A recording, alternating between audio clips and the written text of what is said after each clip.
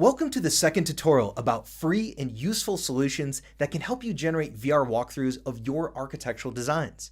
Now, interest in using VR to experience architectural design has increased over the past few years, yet it's a rapidly changing area, and it can be quite a task to identify the best way to incorporate VR so that you and your clients can have a useful and enjoyable experience. Now, luckily, there are some really useful and very cheap, even free tools available that you can start using today. Now, once you have your model output from, for example, SketchUp, you can then use Lumion to convey your design in its real-life or conceptual environment. Finally, combined with free and easy-to-use tools like Sketchfab and Mozilla Hubs, you can generate VR walkthroughs and share them online. In our first VR tutorial, we saw how you can add realistic lighting and shadowing to a model of a house in SketchUp.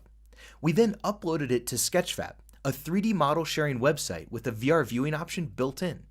So with a wireless VR headset like the Oculus Quest, you can walk through your room design and get an impression of its space. If you missed that first tutorial, you can watch it by clicking the link in the video description.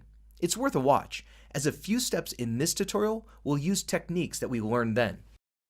To work with larger 3D models, like the ones created using BIM software such as Revit and ArchiCAD, we'll need a different tool to bring them into VR, as Sketchfab's VR performance is too slow for larger models. In this tutorial, we will introduce another free web-based VR system called Mozilla Hubs, which can better process larger models. We will also show you some light mapping techniques that are needed for these larger and more complex 3D CAD models. Now, Lumion has no commercial or business relationship with any of the tools or companies covered in these tutorials. We simply spotted them on the market and felt that they were useful solutions that some of our customers would really appreciate. We felt it would be valuable to explain how Lumion and SketchUp users can easily add these free tools to their workflows, tools that can be especially useful when physically getting to clients is difficult or not possible. Alright, the first step is to look at how you can get your CAD model into Mozilla Hubs to create a smooth and impressive VR experience. In order to import, assemble, and prepare objects for use in Mozilla Hubs, Mozilla created an online tool called Spoke. You can access it by going to hubs.mozilla.com/spoke. And don't worry, we'll leave links to everything we cover in the video description. Once we're in, let's start a new project. In Mozilla, you start with a default environment called Crater. You can delete this environment by clicking it and using the delete key. Add a new model to the scene by dragging and dropping a model item into the viewport window. You can see at the bottom right-hand corner of the screen, the default model object has a URL associated with it. Delete this URL, as we're going to paste the URL of the house we made earlier in Sketchfab. Any object that you configured as downloadable in Sketchfab can be brought into the Spoke editor in this way. We can't see the model at first because its size was set to a default of 0.01. Let's set the size to 1. In the top right section, you can see all the items that are part of the default new project.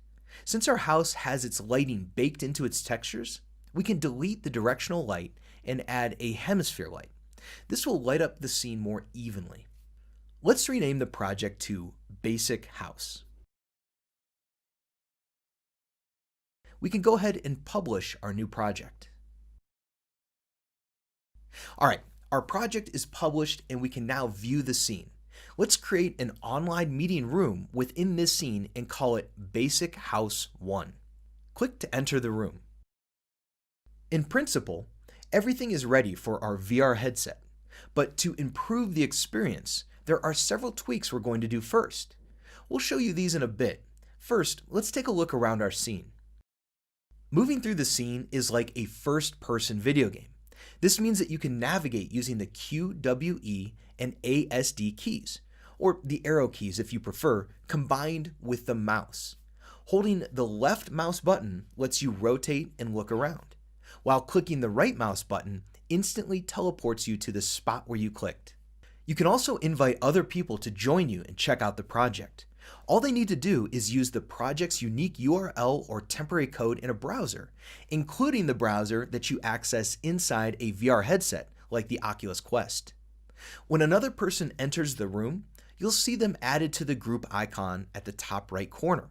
If the person entering the room is wearing a VR headset, you'll also see their hands, which correspond to the headset's controllers.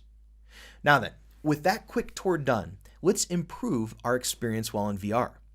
Here's a view that we recorded while using the headset. The first thing that you might notice is that our eye level is too high. You can tell that the eye level is too high because when you try to touch the ground with the controllers, you'll see that you can't actually reach it. It almost looks as if we're on an invisible ground plane that is floating above the visible floor level. To understand why this is happening, we need to go back to the spoke editor. And if you look at the model properties at the bottom right, just below the URL, we can see that our model has the options of collidable and walkable. These settings will be very important moving forward. Click on the floor plan from the hierarchy list on the right. Then on the bottom right, click Regenerate. This will show the area where we can walk, as well as the objects that we can collide with while walking through the VR scene. These yellow lines show the collision boundaries throughout the house. This is called a collision mesh, and it was created from the objects in the scene that have the walkable and collidable options active in their properties. Another option is agent height, which you can set to your own height and eye level. The default collision mesh for our scene looks okay at first glance. Let's click on the Regenerate button. This is something you need to do whenever you make a change in the properties or when you set a mesh to be collidable or walkable. Upon closer inspection, we can see a blue transparent plane floating above the yellow lines on the floor, which seems to correspond with the floor level of the real-life room that you experience when walking in it with a VR headset. There's no way to lower this plane, but we can get around this problem if we generate the floor plan's collision mesh with an invisible copy of the house shifted 40 centimeters lower, in combination with a visible copy of the house that will have the options walkable and collidable turned off. The exact difference between the visible house and its collision mesh can differ based on the house design, and trial and error is often the best way to determine this number. It is also based on the accuracy of the boundary area height set by the Oculus Quest. To create the invisible and visible copies of the houses, let's add another model item into the viewport, and we'll give one of the houses a y-axis of minus 0.40, while the other house's y-axis will be 0. For the lower copy of the house, we'll keep the collidable and walkable options on, but then uncheck the visibility box. We'll set the house model at the higher position to visible, and we'll turn off the walkable and collidable options. Another way of achieving the same goal would be to add a simple custom-made object into the project. For example, you can make an object with only the house's floors and stairs using your 3D modeling tool. And when you add the object to this project, it should be the only object with walkable and collidable options turned on. This will not only improve the performance of the VR experience, but it will also make it easier for people to walk through the house without bumping into furniture objects. Now that our height is set, another thing we're missing in the scene is a nice looking background. Luckily, we can create one quite easily by dragging a 360-degree image into the scene. To do this, untick the Controls option and set the projection to 360 equirectangular. Increase the size to 50 and rotate it so that it fits better with the light and shadows in the house. And lastly, we're going to want to walk around the house, so let's add a ground plane that's wider than the building's exterior walls. We'll first need to go back to SketchUp and create a plane that's around 20 meters by 20 meters. Make sure to save the plane in a GLB file format, a relatively new file format seen as a successor of Collada. While GLB files are not widely used in the CAD industry, it is the only 3D format supported by the Spoke editor in Mozilla Hubs. So in SketchUp, you will need the GLB export plugin that's available in the SketchUp extension warehouse. You can find a link for this plugin in the video description. Once you have the square plane saved as a GLB file, simply drag it into the Spoke editor. It will appear in the section My Assets and in the Scene viewport. We will use this square plane as a collision object. To show a nicer ground plane, instead of this blander gray, we rendered a top view image of a meadow in Lumion, saved as a PNG file. We then used Photoshop to fade the image's edges and dragged it into the scene. Untick the controls option, keep the projection flat, increase the size to 20, and rotate its x-axis to -90 degrees. Finally, align the image to our newly added square plane. Select the square plane again, adjust the y-axis down by 30 centimeters, and set it to invisible. Regenerate the floor plan and publish the project again. Now, when we enter the room, our eye level looks a lot better. We're no longer floating in the air, and we can touch the floor with the VR controllers. They actually seem to touch the ground. With these tweaks out of the way, we're going to move on to a more interesting and complex CAD design. This house was designed by Dutch architect Paul Spaltman, and it's being constructed right now at the time of making this tutorial. Paul used ArchiCAD to design the house and later exported it to SketchUp. Let's have a look at the model as is, and without lighting from the LightUp plugin. And because it seems the GLB file exporter doesn't work very well with Paul's model, we're going to first export it to Sketchfab, set it to downloadable, and then get it into the spoke editor using the same method we used with the basic house earlier in this tutorial. Here's the house in Mozilla Hubs. Without any lighting, the house doesn't look very attractive, and so that's where we're going to start. Back in SketchUp, we can see that the model has some useful layers, or tags as they're now called, as well as a large number of unnamed groups in the SketchUp outliner. Because the LightUp plugin uses groups to create light map textures, we need to create meaningful groups manually. We also need to delete all doors to make the house easier to walk through, and delete all transparent surfaces as they can lead to strange visual effects in the walkthrough version of the house. This may feel like a daunting task, but it only took 23 minutes for this specific house design. Here are the groups that we created for this house. Now, let's light it up with the LightUp plugin. On our first try, we didn't really get what we expected, so we cleared the LightUp cache, removed all LightUp info, and exited SketchUp while LightUp was still active. Back in SketchUp, we clicked on Go in the LightUp plugin, and now the lighting looked a lot better. Remember, after a hard reboot of LightUp, you'll need to choose the right render settings again in the LightUp preferences. Ignore cache, use sun, not real time, and custom 3 meters. Once we see the better lighting when rendering at a 25 centimeter resolution, we can then render it at 1 centimeter resolution to get a lot more detail.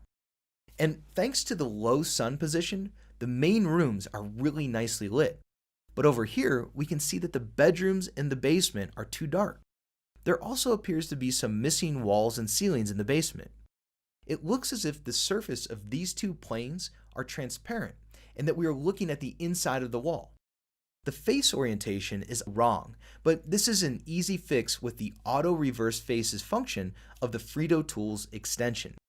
With this extension, simply select the incorrect surfaces and perform the Auto Reverse Faces function. We rendered it again and everything looked a lot better. Another thing we did was replace a few of the dark walls and ceilings with white materials, using a texture that was just 1 pixel in size. And here's the lighting after. There are 2 ways to improve the lighting and shadowing in SketchUp so that you get a better result with the LightUp plugin. The first is to add emissive planes outside the building so that the light comes in through the windows. The second way is to add lights to the ceiling and walls on the inside of the building. Both methods have their pros and cons. First, we'll try the emissive planes method. Place large squares outside of the house and next to the windows that are not lit up by the sun. Click on the little light bulb icon. Press the Alt key and left-click on the new squares. A dialog box pops up called Material Properties. Tick the emitter box and leave the other properties as they are. Let's render again at 1 centimeter resolution. As you can see, we now have some very bright lights coming in from the outside of the building. Let's look inside the basement. There's a lot more light in there too. While the lighting looks better overall with the emissive walls, you can see there are still some unnatural shadows. So let's try this second lighting option and add lights inside the house. One way to place lights on a ceiling is to turn the house upside down and add a horizontal section plane. To place a light, click on the light bulb icon, then click on the ceiling. After placing the light, you may need to reposition it. We can use SketchUp's standard tools for positioning lights, making additional copies, and grouping them. To set the lighting properties, click on a light with the light bulb icon selected. A dialog box pops up that lets you select an IES profile. Now, these are industry standard light profiles. Most light manufacturers provide IES profiles for their products, and you can download these profiles by searching online for IES light profile. LightUp includes 2 sets of manufacturer profiles, and you can always add your own. Browse through the profiles and select one that fits your taste. To check the light, we rendered a test at 25 centimeters. It's looking pretty good, so we're going to place lights in the other rooms in the same way. For lights on walls, we can use a light fixture object and place point lights inside of it, which is also a default feature of LightUp. Make the material semi-transparent, and let's see how that looks by clicking Go in the LightUp plugin. For easier placement, we can make a SketchUp component of this set and place another one on the far wall. Let's render again at 1 centimeter. This time, the rendering took 25 minutes, but when it was finished, it was time to fly through the house. Looks pretty good. Next, we'll export the LightUp model as an FBX file. And to get the FBX file and its light map textures into the Spoke editor, we need to convert it into the GLB format mentioned earlier. Luckily, one easy method is to import the FBX file into SketchUp again, and then use the GLB export extension. To best import FBX files into SketchUp, we tested a few SketchUp extensions. We landed on one tool called Transmuter. This extension lets you import files from various formats and then perform some basic operations, such as setting the vertical axis and the scale, manipulating the materials, and reducing the number of triangles before saving them in the SketchUp format. In our case, we only set the orientation and scale. Transmute the file in SketchUp format, open it in SketchUp, and export it into the GLB format. Now, we need a model to set the collision features in our VR environment by selecting only the floors and stairs. Hide all layers apart from the floors and stairs, and then export these to GLB as well. It's time to bring everything together and finish creating our VR experience. Let's go through the steps together. First, drag the GLB file of the full house into the Spoke editor. Then we'll do the same with the model that we made for collision. Set the size and position of these two models just like we did at the beginning of this tutorial. Make sure that the collision model is invisible with walkable and collidable options turned on. And make sure that the full house model is visible with walkable and collidable options turned off. To adjust the floor level correctly, we created a yardstick object at the correct scale and placed a few of these throughout the scene. Create the floor plan and publish the scene to Hubs.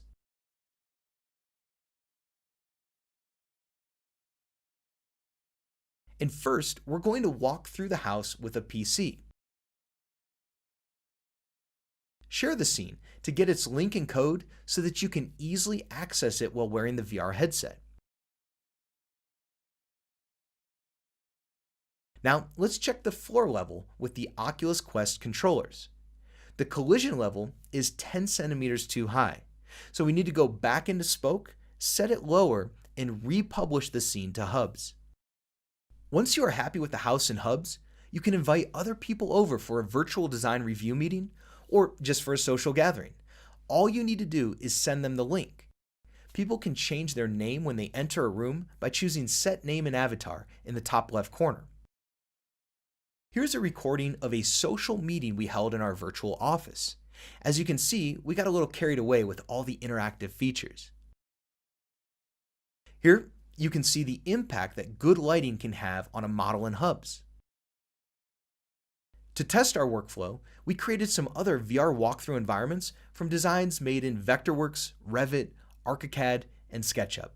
We've left these online for you to explore. The links are provided in the description. VR walkthroughs are a great way to review a design for yourself or with other stakeholders, allowing everyone to get a good grasp of its dimensions, or just for a fun social get-together with friends or colleagues. But when it comes to communicating a design to its fullest extent, Lumion makes it easy to prepare a series of photorealistic videos and pictures that highlight the finer details of your project, all while helping audiences feel and experience the spaces you've designed from the angles that you choose. This concludes our second tutorial on free, web-based wireless VR walkthrough solutions for architects. We hope you enjoyed them, and we'll see you in our next tutorial about creating a 3D scan of a house interior using only your mobile phone. To get a notification when this next tutorial is available, make sure to subscribe and click on the bell icon next to it. I'll see you in the next tutorial.